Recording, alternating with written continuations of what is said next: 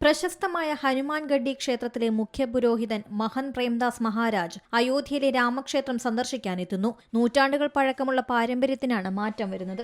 ആദ്യമായാണ് ഇവിടുത്തെ മുഖ്യപുരോഹിതൻ ക്ഷേത്ര പരിസരത്ത് നിന്നും പുറത്തുപോകുന്നത്. 18-ാം നൂറ്റാണ്ടിലാണ് ഹനുമാൻഗഡ്ഡി ക്ഷേത്രം സ്ഥാപിച്ചത്.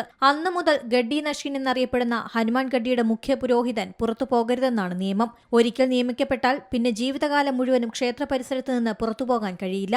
ഗഡ്ഡി നഷീൻ അയോധ്യയുടെ കാവൽ ദേവനായ ഹനുമാന്റെ പ്രതിനിധിയും സേവകനുമെന്നാണ് വിശ്വാസം. നിയമപരമായ ആവശ്യങ്ങൾക്ക് പോലും പുരോഹിതൻ പുറത്തുപോകില്ല. ശ്രീരാമൻ ഭൂമി വിട്ടുപോയതിനു ശേഷം അയോധ്യയെ കാക്കുന്ന ഹനുമാനെ തന്റെ രാജ്യം ഏൽപ്പിച്ചുവെന്നാണ് വിശ്വസിക്കുന്നത്. രാമക്ഷേത്രം സന്ദർശിക്കാനുള്ള ആഗ്രഹം മഹന്ത് പ്രേംദാസ് പ്രകടിപ്പിക്കുകയായിരുന്നു. പിന്നീട് ഹനുമാൻഗഡ്ഡിയിലെ പരമോന്നത ഭരണസമിതിയായ നിർവാണി അഖാരയിലെ അംഗങ്ങൾ സന്ദർശനത്തിന് അനുമതി നൽകി.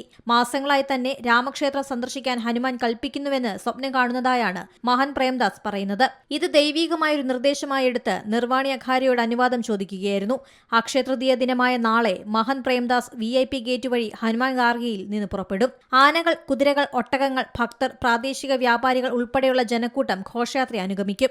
ഘോഷയാത്ര നഗരത്തിലൂടെ ചുറ്റി സഞ്ചരിക്കും. 40 സ്ഥലങ്ങളിൽ പുഷ്പവൃഷ്ടിയും ഉണ്ടാകും. പുതിയ വാർത്തകളും വിശേഷങ്ങളും ഇനി വിരൽ തുമ്പിൽ. എല്ലാ ഡിജിറ്റൽ പ്ലാറ്റ്ഫോമുകളിലും ഇപ്പോൾ സീ മലയാളം ന്യൂസ് ലഭ്യം.